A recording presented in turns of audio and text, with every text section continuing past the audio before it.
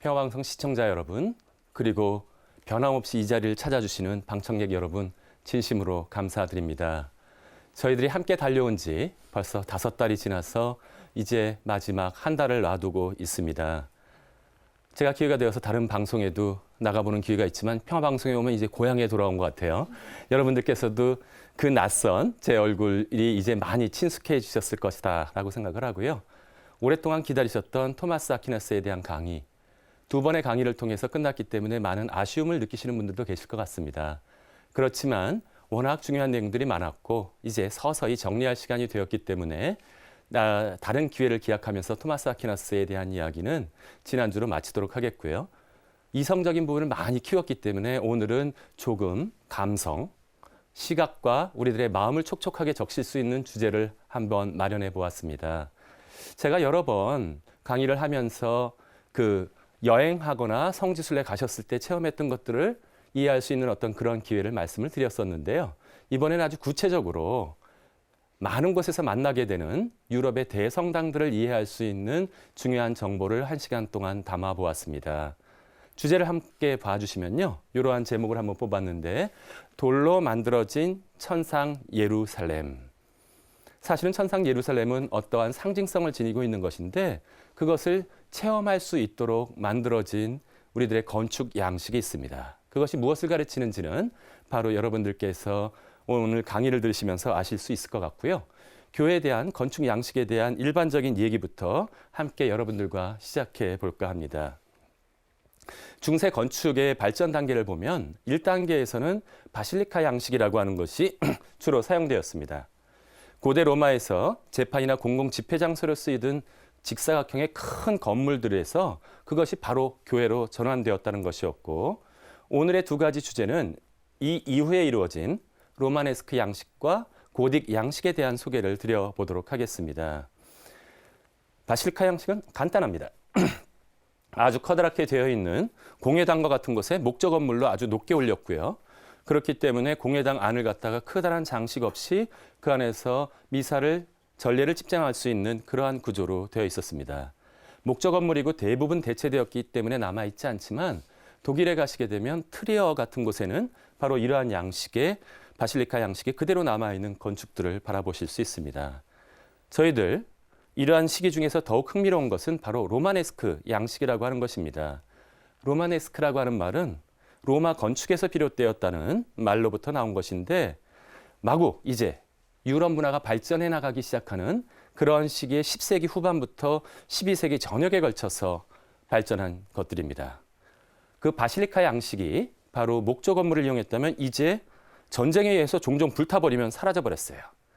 우리나라에 정말로 멋진 석탑과 엄청난 절이 있었는데 황룡사 9층 탑과 같은 경우 아무런 흔적이 남아있지 않습니다. 너무나 안타깝게도 우리나라의 주요 건물들이 목조 건물들이었기 때문에 그만 사라져버리고 말았는데 바실리카 양식도 비슷한 문제점이 있었어요. 전쟁 중에 로마네스크 양식을 만들었던 사람들은 무슨 생각을 했느냐. 돌로 만든다면 훨씬 더 내구성이 있고 이것들이 잘 보존될 것이다라고 하는 생각들을 가지게 되었죠. 석재 구조를 만들었고요. 돌로 만들다 보니까 아주 커다랗게 이러한 육중한 두꺼운 벽과 둥근 아치, 튼튼한 기둥, 교차 궁융, 이러한 큰 탑과 장식적인 아케이드.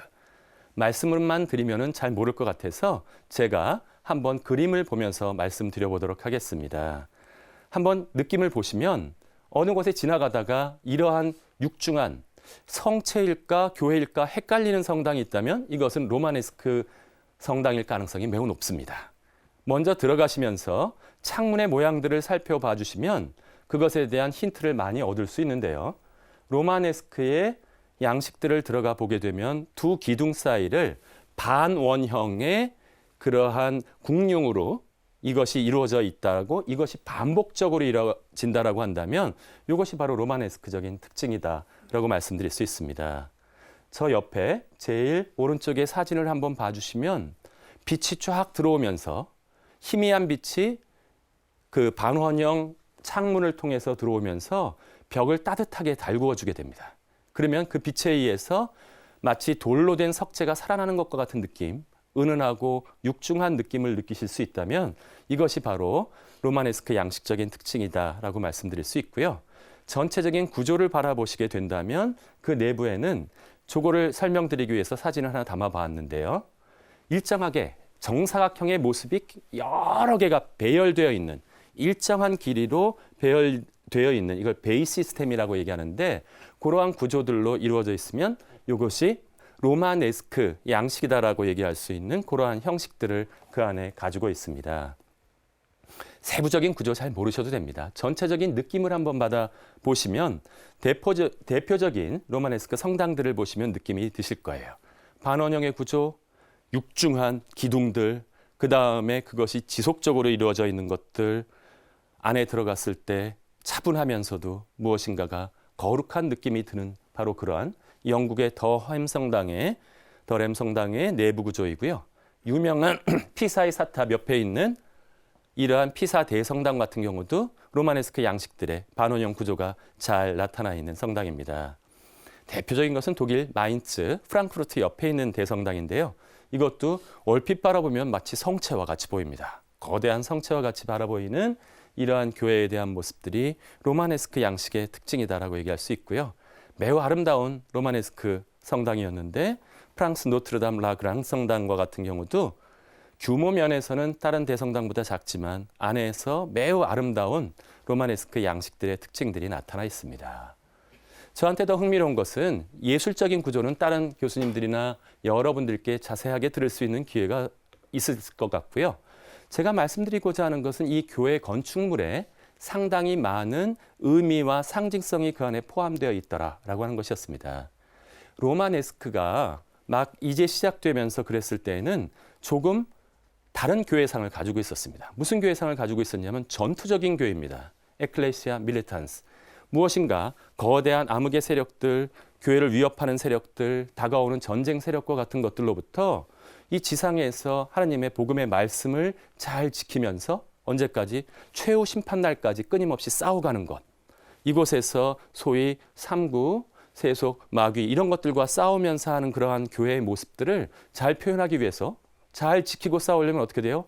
성체와 같은 모습으로 교회가 건설되기 시작했다라고 하는 것이죠. 만일에 모든 창문들을 열어놓고 있다면 적들이 어디든지 침투해 들어올 수 있으니까 가급적이면 창문을 작게 만들고 하지만 그 안에서 안온하게 안정되게 복음을 지켜나가고 싶다라고 하는 그 전투적인 교회에 대한 모습들이 나타나 있습니다. 자연스럽게 작은 창문과 육중한 기둥들, 벽들 이런 것이 성체를 연상시키게 되었죠. 이러한 건축 양식으로 많이 지었던 것은 수도원 성당들이 많이 지어졌습니다. 전에 스콜라 철학 얘기하면서 수도원 학교들에 대해서 말씀을 드린 적이 있었는데 당시에 수도원 학교들이 건설될 때에 유행했던 양식이 바로 로마네스크 양식이기 때문에 이러한 양식들이 많이 지어졌고요. 또 다른 곳에서는 어디서 사용되었냐면 요즘에 유행처럼 산티아고 데 콤포스텔라라는 곳을 여행을 다녀오시는 경우가 있습니다. 사실은 중세시대 때는 유럽 전역으로부터 산티아고 데 콤포스텔라까지 순례의 길들이 연결되어 있었습니다. 그 순례자들이 거치는 곳곳에 순례자들의 교회가 세워졌는데 그들은 마치 예루살렘 성지 순례를 가는 마음으로 전투하는 마음으로 그곳으로 향했었기 때문에 이러한 양식이 전투하는 교회로서의 양식이 담겨 있는 로마네스크 성당들이 곳곳에 위치하고 있다라고 말씀드릴 수 있습니다. 한 가지 특징은 이곳의 장식이 이루어진 곳에서 자연스러운 묘사보다는 상징성이 중요했습니다. 이게 뭐를 의미하는지만 정확하게 이해하는 것이 중요했기 때문에 이 조각상들을 보시면 여러분들께서 훨씬 더 로마네스크의 작은 특징들을 잡아낼 수 있습니다. 원형 공룡, 팀파눔이라고 하는데요. 보통 문에 들어가는데 상부에 있는 이 부위에 굉장히 다양한 조각들이 들어 있습니다. 여기에서는 사복음사가 이런 것들이 있으면서 예수 그리스도께서 앉아 계신데 그다지 균형이 잘 맞는 것 같지는 않습니다. 누가 봐도 예수 그리스도인지만 아시면 돼요. 상징성이 중요했기 때문에 예수 그리스도께서 아주 독특한 손의 모양을 하시면서 축복 내려주시는 그 모습만 이해되면 되었고 그 다음부터 시간이 지나면서 점점 복잡해지기는 합니다. 콩크의 성포이 성당의 팀파눔 같은 경우는 여러 가지 균형들이 있지만 밑에 있는 분들은 거의 다 난쟁이처럼 짜리몽땅하게 그려져 있습니다. 균형 전혀 중요하지 않습니다. 누군지만 알고 상징성만 중요했었고요. 서서히 이게 아주 독특한 모습들을 로마네스크 양식의 상징성을 잘 보여주는 것인데 성 라자르 대성당의 팀파눔이라고 하는 곳입니다. 자주 이곳에 그려졌던 것은 최후 심판에 대한 모습이었습니다. 최후 심판, 천벌과 구원에 대한 모습인데요. 너무 머니까 조금 땡겨 보도록 할까요? 땡겨 보게 되면 왼쪽에 노아의 방주가 있고 이쪽에서는 이제 천층에다 사람들을 달아서 죄가 무거운지 가벼운지에 따라서 지옥으로 보낼지 천국으로 올려보낼지를 결정하는데 거기에 서 있는 천사들이나 악마의 모습들이 거의 괴물같이 길쭉하게만 그려져 있습니다. 뭐가 중요해요? 상징성만이 중요했다. 이것이 무엇인지만 알고 그 안에서 잘 부각해서 천사, 지옥에 내려가면 이런 처벌을 받겠구나 하는 그 의미만이 잘 살아난다면 로마네스크는 충분히 조각들의 모습들을 특징을 살려주었다라는 곳에 목적을 두고서 만들어진 것이다라고 하는 것이었죠. 이 로마네스크 양식의 원형의 양식들은 제한성이 있었습니다. 어떤 제한성이 있었냐 하면 이것이 기둥 위에 올려놓게 되면 그 위가 과거에는 목재 지붕을 얹었지만 이제 석재 지붕을 얻게 되니까 굉장히 무거웠어요. 그 무게를 다 받치려다 보니까 어쩔 수 없이 굉장히 무거운 돌들이 지어졌고 하지만 그 무게대로 그대로 내려오게 되면은 그 시각이 굉장히 차단되게 됩니다. 그렇기 때문에 어떻게 되냐면 기둥을 가늘게 세우면서 위에 무거운 것과 연결시키는 것이 바로 뭐라고 그랬냐면 주두라고 하는 연결 부위가 있습니다. 기둥에 머리 부위가 있는데 그곳에 곳곳에 흥미로운 조각들이 있습니다. 사자굴에 들어간 다니엘이 아주 심각하게 생각에 빠져 있습니다. 사자들이 왜 나를 안 잡아먹지? 하느님께서 나를 보호해 주시는 모양이구나 라고 하는 생각들을 그 기둥 앞에 앉아있는 사람들은 다니엘을 바라보면서 충분히 묵상할 수 있는 그러한 계기들이 담겨져 있었던 것이 로마네스크의 특징 중에 하나였다. 하지만 현재 더 많이 사로잡고 있으면서 우리들의 인상과 모든 마음을 사로잡는 성당들은 따로 있습니다. 그 성당이 바로 고틱 성당이라고 하는 것이고 이 고틱 성당들을 오늘 제가 여러분들과 함께 집중적으로 살펴보고자 하는 것입니다. 고틱 성당, 제일 먼저 생드니 성당과 노트르담 대성당의 서쪽 측면을 보여드리고 있습니다. 이 생드니 성당이라고 하는 곳으로부터 이곳이 파리의 북부에 있는데 그 이전까지는 이 겉의 모습을 보면 서쪽 측면은 로마네스크 양식이 그대로 남아 있습니다. 생드니 성당에 계셨던 한 수도 원장님이 기가 막힌 생각을 해냈어요. 로마네스크의 성당을 쭉 지어나가다가 성당 뒷부분에 앱스라고 하는 제대 뒤에 있는 어떤 부분을 짓다가 몇십 년 동안 성당을 짓고 있으니까 새로운 영감이 떠올랐어요. 이제 새로운 기회들이 오면서 도시가 발달되고 인간들이 많은 하나님에 대한 축복들을 받고 있는데 왜 그렇게 꼭 싸우는 교회만을 생각하면 될까? 오히려 하나님의 축복을 우리가 충분히 받았다는 것을 한번 표현해 보면 어떨까?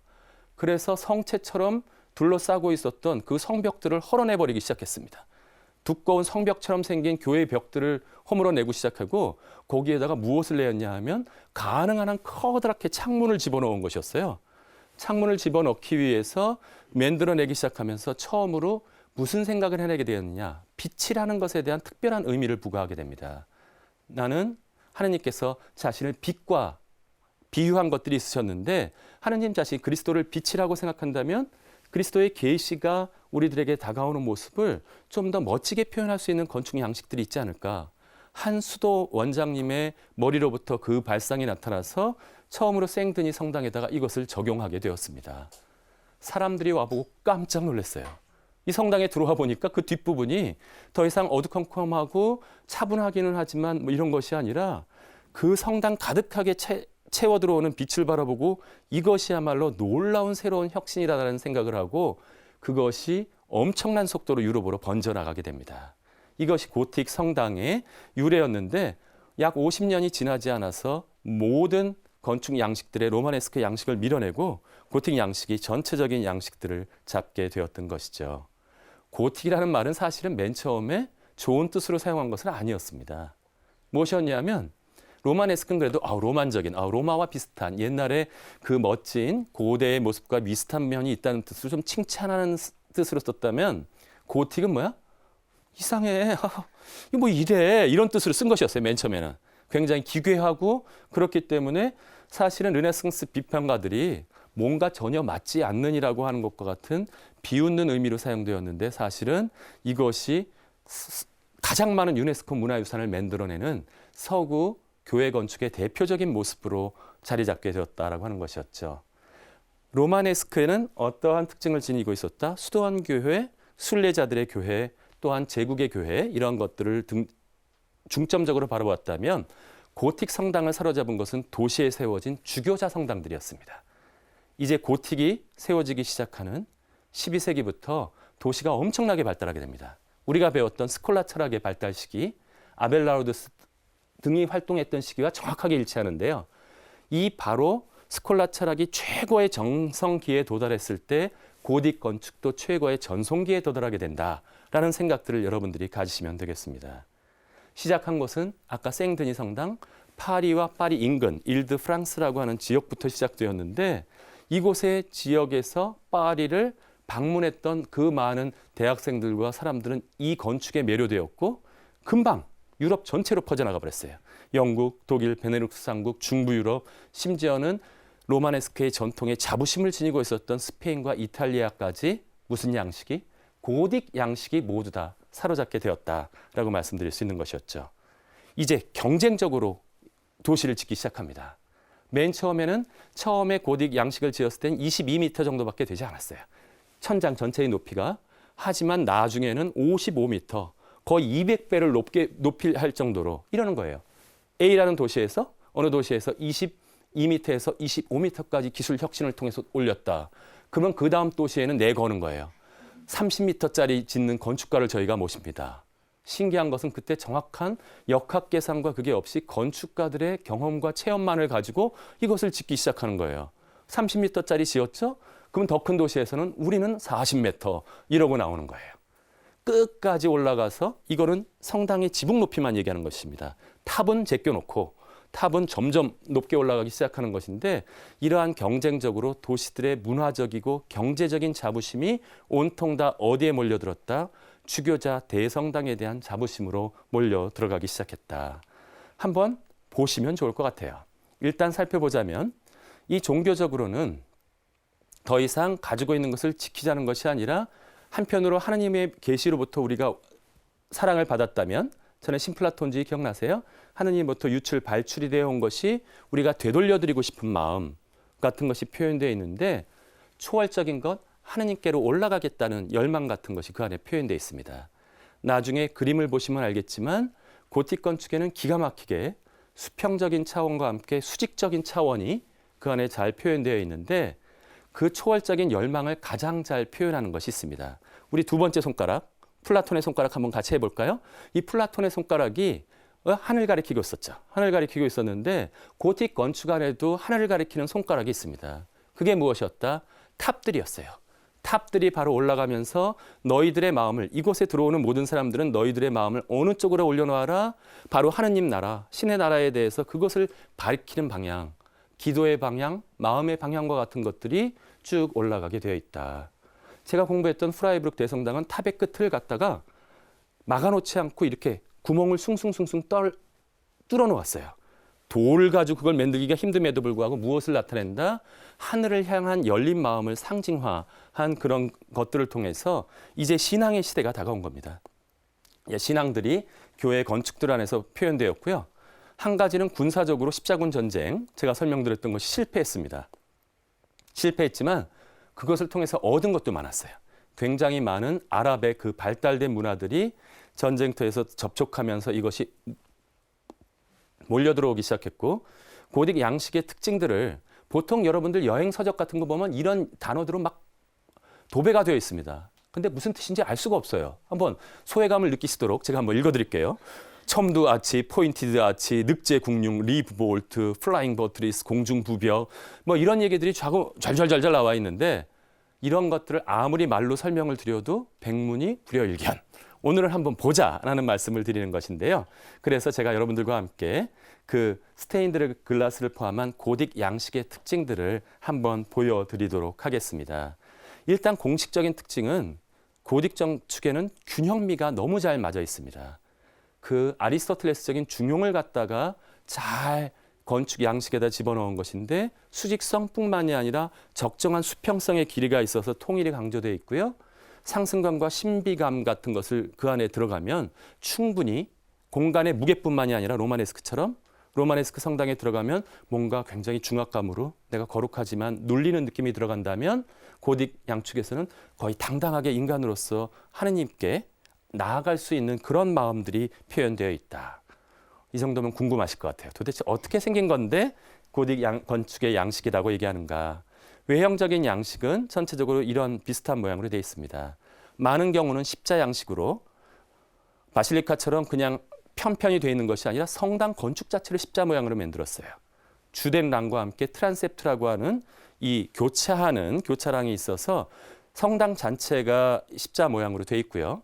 방향은 거의 다 이렇게 지어졌습니다. 저 뒤쪽 제단 쪽이 동쪽으로서 태양이신 그리스도를 가리치는 동쪽에 놓여져 있고 가장 화려한 장식이 있는 쪽은 서쪽 측면입니다. 양쪽의 남쪽과 북쪽에 성당들의 그 모습들이 그려졌고요. 한번 들어가 보세요. 이게 생샤펠이라고 불리는 파리의 대성당에 있는 대표적인 고딕 건축에 들어가 있는 곳인데 그곳에 들어가게 되면 첨두 아치라는 것이 있습니다. 첨두 아치는 뭐냐면 아까 로마네스크에서는 무슨 아치? 원형 아치가 되어 있었어요. 우리 불국사에도 원형 아치가 그 다리 밑에 있는데 원형 아치의 단점은 기둥 사이에는 거리가 딱 있으면 원형은 일정한 거리밖에 못 만들어요. 첨두 아치는 무엇을 만들 수 있다? 넓으면 좀 느슨하게, 좁으면 높게 이렇게 해서 자유롭게 첨두 아치를 조정할 수 있는 이것은 대단한 기술적인 혁신이었습니다. 뾰족한 첨두 아치라는 것이 포인티드 아치, 뾰족한 아치의 모양으로 되어 있고요. 그 다음에는 무엇이었냐면 지붕의 무게를 이렇게 만들어 놓으면 옆으로 힘이 받기 때문에 지붕의 무게를 줄이는 작업이 필요했습니다. 그래서 로마네스크 양식에는 무거운 중심의 궁룡이라는 것이 되어 있었다면 요 늑제궁룡이라는 건 늑제라는 것은 갈비뼈, 늑자예요. 자전거 살을 생각하시면 좋겠습니다. 자전거 살처럼 가늘게 만들어서 자전거 바퀴가 꽉 차여져 있다면 얼마나 무겁겠어요. 자전거 바퀴 살을 가지고 견뎌내는 것처럼 늑제궁룡이라고 해서 그러한 갈비뼈 모양의 것들을 가지고 지붕을 떠받쳤다라는 것이 특징인데 한번 요 느낌만 한번 봐주시고요. 그 다음에는 늑제궁룡이 아까 가볍게 요 그림을 오른쪽 그림을 보시면 느낌이 드실 텐데 그 안을 다 비워놓은 거예요. 돌로 채우지 않고 자전거 바퀴 모양으로 특징만 살아남을 수 있도록 만들므로써 늑제궁룡이 훨씬 더 고딕 건축의 지붕을 가볍게 만들었다. 천장 한번 사르트르 대성당 같은 데 들어보면 이제 가벼워졌기 때문에 무진장 높게 올릴 수 있습니다. 경쟁적으로 높게 올렸고 그것은 건축 기술의 발전을 통해서 이런 것들이 이루어질 수 있었다. 그런데도 단점이 있었어요. 로마네스크 양식에서는 원형 아치가 기둥으로 그대로 휘물어 내려왔습니다. 그러니까 이런 아름드리 기둥들이 턱턱 들어있었고 하지만 그것이 이렇게 늑제궁룡이 되면서 가벼워져서 기둥은 얇아질 수 있었어요. 고딕 건축의 기둥은 굉장히 얇습니다. 로마네스크에 비하면 딱 들어갔을 때 안에가 시원하다, 뻥 뚫려 있다 라는 느낌이 드는데 이 건축의 단점은 무엇이었다? 뾰족하기 때문에 측면으로 힘이 받아서 옆에로 무거운 점들이 느껴진다. 그러한 것들을 받쳐주는 기술이 또 발달되었어요. 그게 뭐냐 하면 공중부벽이라고 하는 것입니다. 초기에는 아주 촌스럽게 바깥에다 두꺼운 벽들을 대놓았는데 이 약간 죄송한 얘기지만 촌스러운 이 부벽에 대한 건 우리 명동 대성당 가보시면 요거는 신고딕 양식, 명동성당을 욕하는 것이 아니라 제가 오늘도 가서 방송하기 전에 어떤 분의 제안에 의해서 방송하기 전에 기도하고 다시 돌아왔는데 제가 다시 이제 유심하게 관찰하니까 전통적인 방식으로 옆에다가 대놓았더라고요. 하지만 정통 고딕 양식에서는 훨씬 더 세련된 부벽 방식이 있었습니다. 부벽이란 건 힘을 받쳐주는 것인데 이것도 공중에 띄워놓는 거예요. 공중에 띄워놓으면서 아주 자연스럽게 이것을 갖다가 힘을 받쳐주는 어떠세요? 이 아주 놀라운 화려한 힘에 의해서 옆을 받쳐주는 그러한 모습들을 만들어 놓았다. 아시죠? 스테인드 글라스라는 것이 아까 얘기했던 쉬제르 수도원 원장님이 가지셨던 빛을 들여오는 것에 대한 것이 생드니 성당부터 장미창이라고 하는 것에 이러한 힘이 들어가게 됩니다. 장미창의 중심에는 항상 그리스도가 계십니다. 이 장미는 무엇을 상징하느냐? 성모 마리아님을 상징하고 있어요. 그렇기 때문에 예수 그리스도를 중심에 두고 예수 그리스도를 품어 안고 있는 성모 마리아님을 장미의 형상으로 표현하면서 이 다양한 스테인드 글라스야말로 어떤 의미에서 고딕 건축을 완성하는 특징이다라고 말씀드릴 수가 있겠죠. 스테인드 글라스가 발전하면서 고딕 건축의 전성기를 맞게 됩니다. 신성한 주제들이 유리창 가득히 장식되었어요.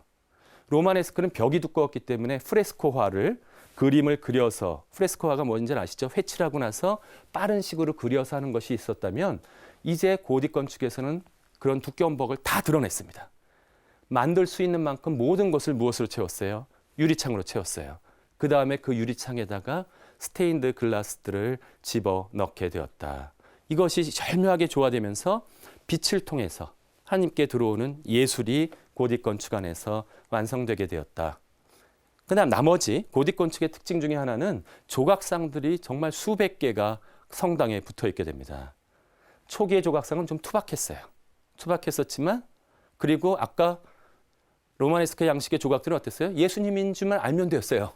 뭐 손만 하고 성책 들고 있으면 예수님인 줄만 알았지만 아미행 성당 같은 경우는 돌로 만들어졌는데 예수님이 살짝 웃고 계신 것 같아요. 웃으시면서 근엄하게 어느덧 다가올 것. 우리는 마치 르네상스 이후에만 인간다운 모습들이 회복된 것으로 알고 있는데 고딕 건축의 양식에서 이미 서서히 후기로 갈수록 굉장히 아름다운 인간다운 모습들이 그 안에서 등장하게 된다. 곳곳에 이제 조각들이 활용되게 됩니다. 우리들이 배울 수 있는 모든 중요한 인물들은 다 조각이 되어서 고딕 건축의 벽에 붙어 있게 됩니다. 이러한 양식들 중에 이제는 사도들도 쭉 나와 있었어요. 이러한 모든 조각 건축들의 의미들이 있었는데 차라리 노트르담 대성당 너무 정신없게 봤기 때문에 여러분들이 헷갈리실까 봐 한 성당만 잡아서 집중적으로 우리들이 모든 배운 것을 한번 복습해 보도록 하겠습니다. 파리에 있는 노트르담 대성당 한번 들어가 보시면 외관이 이랬고 이 안에가 정사각형이 아니라 직사각형으로 넓어져 있죠. 공간이 넓게 되어 있고 이러한 모습들로부터 정경으로부터 바라보시면 옆에 모습이고요.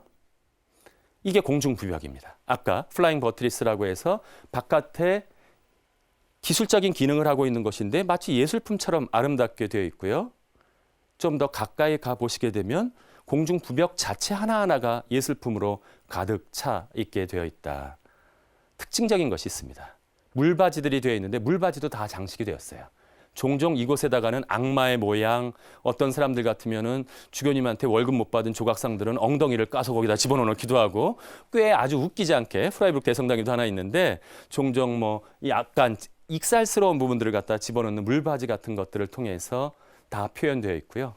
안에 들어가 보시면 이런 느낌을 받게 됩니다.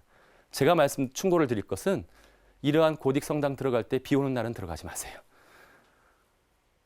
아무것도 제대로 못 느낍니다. 어느 날 들어가야 돼요? 비 왔을 때 한번 들어갔을 때만 다음 환한 날 반드시 한번 다시 들어가 보세요. 햇볕이 비쳐 들어올 때 이 빛의 조화를 한번 느껴보신다면 물론 밤중에 들어가도 조명을 잘 해놓았기 때문에 노트르담 내성당의 내부를 이렇게 느끼실 수 있는 경우는 있으실 것입니다. 노트르담 대성당의 장미창입니다. 생드니 성당의 단순했던 장미창이 얼마나 발달되어서 그것 자체 하나가 벽면 전체를 메꿀 정도로 그 다음에 옆에 성서에 대한 모든 이야기가 이 안에 담겨지는 모습들을 가지게 되었죠. 겉과 속의 모습들을 한번 대비시켜 보시면 여러분들께서 노트르담 대성당의 스테인드 글라스의 모습을 느끼실 수 있을 것입니다. 팀파눔 서쪽 측면에서 들어가는 곳에서 이러한 놀라운 장식들이 있었고요.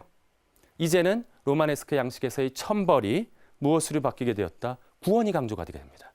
더 이상 무서움과 두려움의 대상만이 아니라 하나님께서 우리를 구원해 주실 것이라고 하는 확신이 이제 고딕 건축의 많은 부분에 들어가게 되었다. 이러한 오른쪽과 왼쪽에 대한 그림을 보시면서 노트르담 성당을 서서히 떠나 보내도록 하지요. 네, 이제 더 중요한 것은 그러한 건축물에 담긴 상징이 무엇인가 하는 것이었습니다. 이 노트르담 성당과 고딕 성당과 같은 것은 느낌이 보셨어요? 뭔가 삐죽삐죽한 것이 막 나와 있죠. 이것은 사실은 요한 묵시록에서 영감을 받은 것이었습니다. 요한 묵시록에 천상 예루살렘에 대한 묘사가 나오고 있는데 그것과 유사하게 이것을 가시적으로 보여주고 싶은 욕심이 그 안에 있었습니다. 무엇이었냐면 그래서 이제 고딕 건축이라고 한 것은 지상으로 내려온 예루살렘, 그 안에 들어가게 된다면 우리가 나중에 받게 될 하늘에서의 영광을 이곳에서 그 빛의 놀라운 기적들과 함께 체험해보는 그러한 소중한 생각이라는 것이 있었고요. 두 번째는 삐쭉삐쭉 나와 있는 것이 무엇을 상징하냐면 산을 상징하고 있습니다. 마치 금강산 12,000봉처럼 산처럼 이것이 시온산으로 올라가고 영적인 산이라고 하는 모습을 통해서 신비로운 도시와 산을 표현하는 모습이 그 안에 담겨 있었고요. 그 성당의 전체 모습이 어떠한 모양으로 되어 있었죠? 십자가 모양으로 되어 있는 것이 굉장히 많았어요. 이건 바로 그리스도의 몸, 그리스도를 상징하는 것이었고, 그렇지만 고딕 성당에서 가장 자주 표현된 분이 계셨습니다. 그게 누구였냐 하면 바로 마리아입니다. 바로 마리아님에 대한 묘사가 많이 나와 있습니다. 노트르담이라고 하는 것은 바로 우리의 부인, 우리의 어머니를 가리키고 있는데 그것이 성모 마리아를 상징하는 성당으로서 활용되었다는 것이었고, 마리아님 자체가 성스러운 감실입니다. 왜요? 예수님을 품어 안아서 길러주신 분이기 때문에 이러한 마리아님의 예수 그리스도를 보호했던 마음을 성당으로서 표현하고 싶었습니다. 그 안에서 놀라운 남성적인 것, 로마네스크 성당의 남성적성만이 아니라 여성적인 예수 그리스도를 품어 안고 길러주시는 성모 마리아의 마음이 그 안에 잘 표현되었었다고 하는 것이죠. 나중에 고딕 성당 가시면 꼭 찾아보세요. 곳곳에 마리아님에 대한 신비들이 포함이 되어 있습니다. 가장 자주 표현된 것은 천상 모의 관을 쓰시는 장면입니다. 우리 환희의 신비, 묵주기도 바칠 때, 로사리오 기도 바칠 때 나타나는 것처럼 이제 이 마리아님한테서는 정확하게 말씀드리는데 마리아님은 여신이 아닙니다. 우리 가톨릭 신자들 절대로 오해하지 않고 개신교 형제님들도 종종 오해하시는데 마리아님을 숭배하기 위한 것이 아니라 마리아님을 통해서 우리의 기도를 예수 그리스도께 드리는 것이기 때문에 마리아님은 거꾸로 무엇의 상징이다? 우리 인간이 완성될 수 있는 정점에 대한 상징입니다.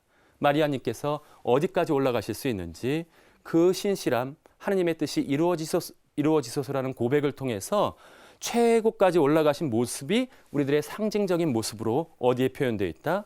천상 모의 관을 쓰시는 모습에 표현되어 있습니다. 자주 표현되는 것이 있었죠. 수태고지 천사가 와서 알려주는 모습들이 있는데 고딕 건축에 이 랭스 성당에 있는 것인데 한번 가서 보세요. 천사의 표정 한번 보십시오. 너무 좋아요. 마리아님, 이거 어떻게 해요? 아유, 겁나시지만 그랬더니 또 성모님도 차분하시면서도 그 말을 듣고 있는 모습이 이 돌을 가지고 이렇게 표현되어 있는 것이라고 한다면 마리아와 엘리사벳 같은 경우 아주 진지하게 대화를 나누는 모습이 아주 생생하게 돌로 표현되어 있는 모습. 노트르담 성당 안에서 저희 이번에 그 교황님 오셨을 때 거의 이 모티브가 그림으로 우리의 모습으로 나와 있었는데 종종 마리아님의 돌아가시는 모습까지가 곳곳에 숨어 있는 그 고딕 성당 안에 표현되어 있었다.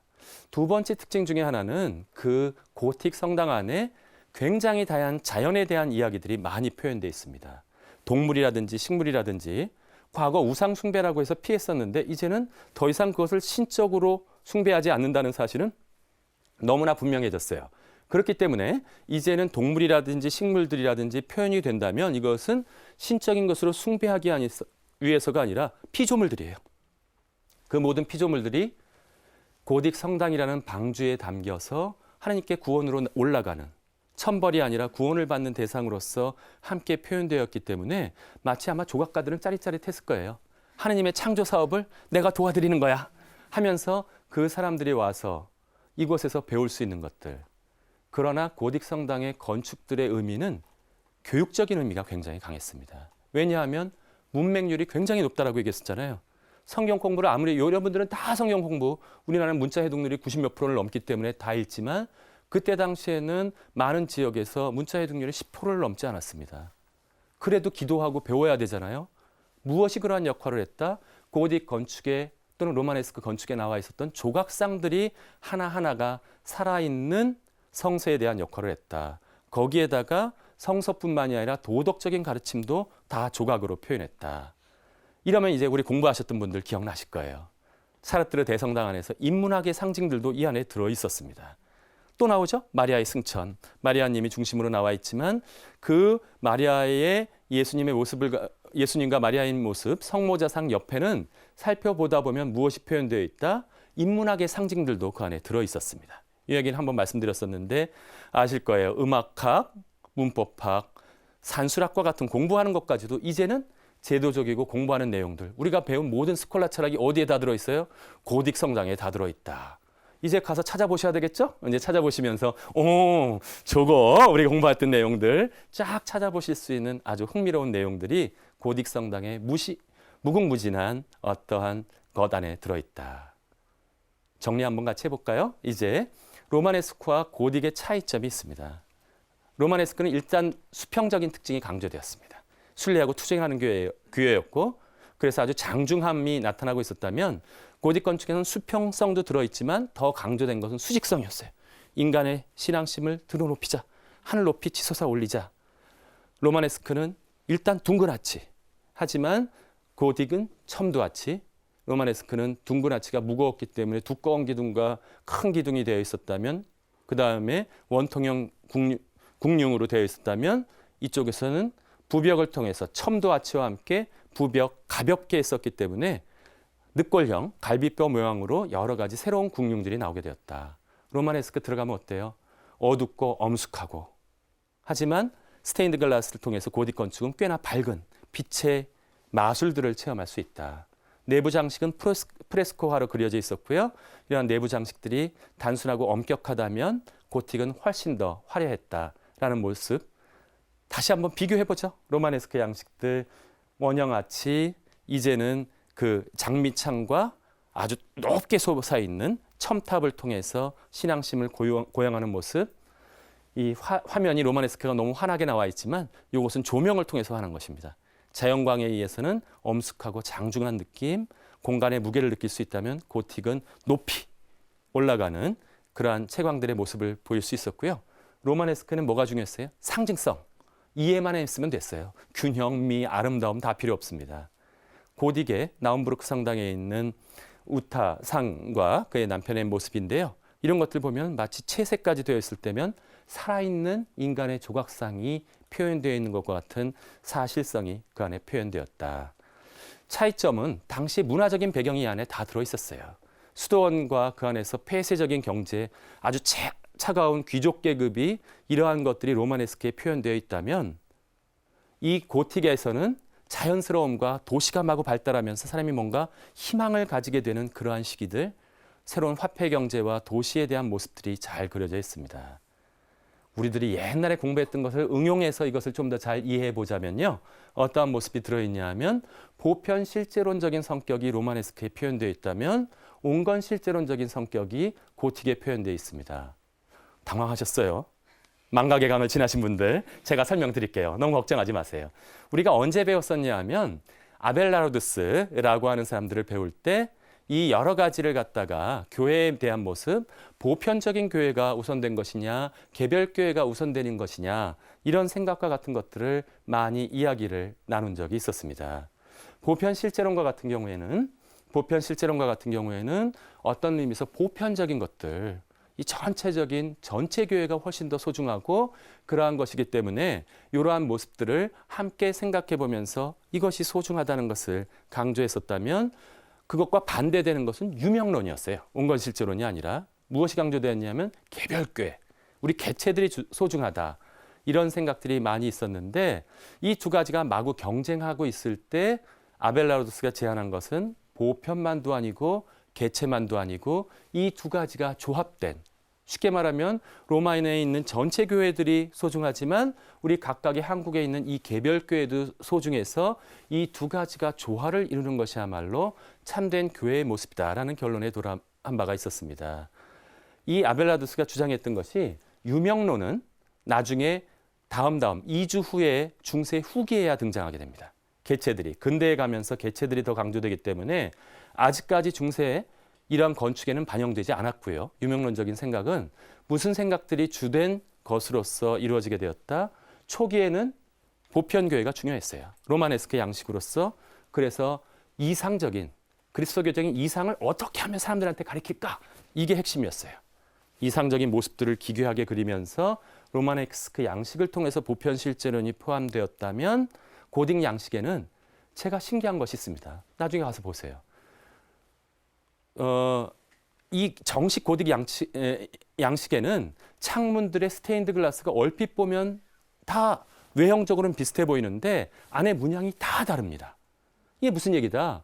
개체들의 고유성들이 그 안에 다 들어있어요. 하지만 멀리서 바라보면 너무 조화를 잘 이루고 있기 때문에 하나의 통일성을 이루고 있는 것처럼 느껴지더라라고 하는 것이었어요. 저는 이게 굉장히 중요한 교회의 모습이라고 생각합니다. 각각의 개별적인 사람들의 특징을 인정하면서도 제멋대로 튀는 게 아니에요. 자기 마음대로 움직이는 것이 아니라 가장 잘 조화된 모습, 자기의 고유성을 가지면서도 조화된 통일성을 이루는 것을 표현하려 했던 것이 무엇이다? 고딕 양식이다. 제가 말씀드릴 때 무슨 양식을 좋아하시는지는 따로 말씀을 안 드릴게요. 제가 생각할 때 바로 이것이 우리 교회의 모습 속에서 어떠한 이상 때문에 모든 개체성을 없애지도 말고 다양성이 있어야 돼요. 다양성과 정말로 그 다양함을 다 인정하면서도 잘 되는 시기 때는 이것을 인정해 줬어요. 가장 활발한 시기, 12, 13세기 때 우리 스콜라 철학의 융성기 때는 이념만을 강조한 것이 아니었어요. 이념만을 강조한 것이 아니라 각각의 고유성, 다양한 의견들을 제시하면서도 우리 교회 안의 일치를 해치지 않으면서도 하나로 통일할 수 있는 그러한 자신감을 가지고 있었다. 신학적으로는 누구? 토마스 아퀴나스 같은 분이 그것을 실현했고 건축학적으로는 어떠한 양식? 고딕 양식이 바로 그러한 것들을 실현한 것이었다. 온건 실제론이 표현된 것이 저는 고딕 양식의 특징이라고 말씀드리고 싶습니다. 사실은 바실리카 양식, 로마네스크 양식, 고딕 양식 모두 다 성경을 표현하기 위한 것이었어요. 전투하는 교회도 성경에 대한 표현이고 이 하느님에 대한 신앙심을 드러높이면서 빛을 체험을 하였던 고딕 양식도 모두 다 동일한 성경의 메시지를 표현했다. 하지만 시대 상황들이 다릅니다. 시대 상황들이 달라졌기 때문에 나중에 굉장히 다음 시간 같은 경우 어려워졌을 때는 다시 한번 말씀드리겠지만 성모님의 모티프가 나오더라도 달라집니다. 피에타상 같이 고통스러운 성모님의 모습이 나타나요. 사회 전체가 고통스러워졌으니까.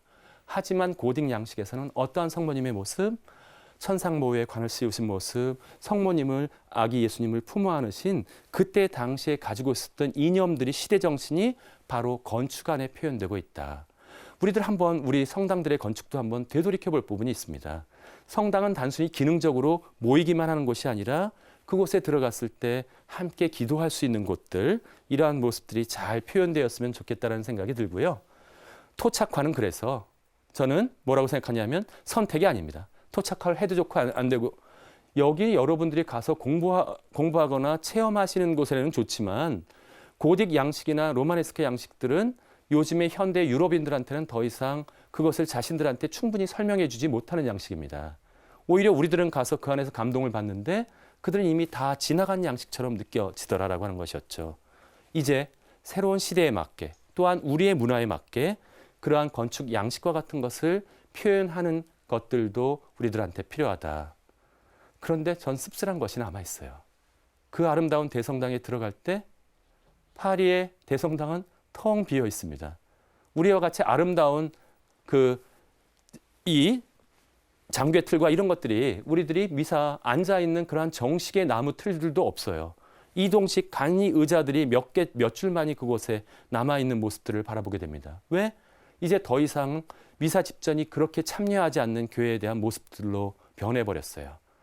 옛 개신교 지역의 많은 성당들은 카페나 박물관으로 팔려버렸습니다. 이 소중한 양식들이. 무슨 뜻이에요? 살아있는 신앙이 실현되는 장소들이 필요하다. 또한 소중한 것은 무엇이냐면 눈으로 바라보이는 성전, 이것이 그렇게 소중하지만 또 다른 의미에서 영적인 성전이 매우 중요하다. 시대적으로 변화되지 못하고 이미 옛날에 문화의 틀로 들어가 버린 우리들한테 신앙심을 고양시켜주지만 변화될 수 없는 그러한 돌로 만든 것 못지않게 살로 만들어진 우리들의 마음 안에 그리고 정신적인 의미 안에 영적인 성전 건축에도 우리들이 함께 노력하는 것이 필요하다. 더 이상 허물어지지 않는 하느님을 모시는 성전들을 우리 마음 안에 채우고 그러한 것들을 표현할 수 있는 많은 노력들을 우리가 함께 해나가자는 약속을 전해드리면서 오늘의 강의 많이 정신없었을 강의 이것으로 마치도록 하겠습니다.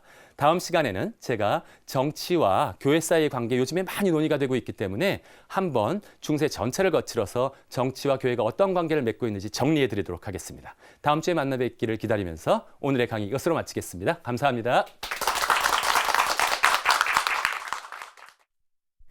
자기는 자기 스스로 황제권을 가지고 있다고 생각하는데 그거를 갖다가 종교인이 나타나서 자기한테 왕관을 씌워주는 모습이 그다지 탐탁하진 않았다.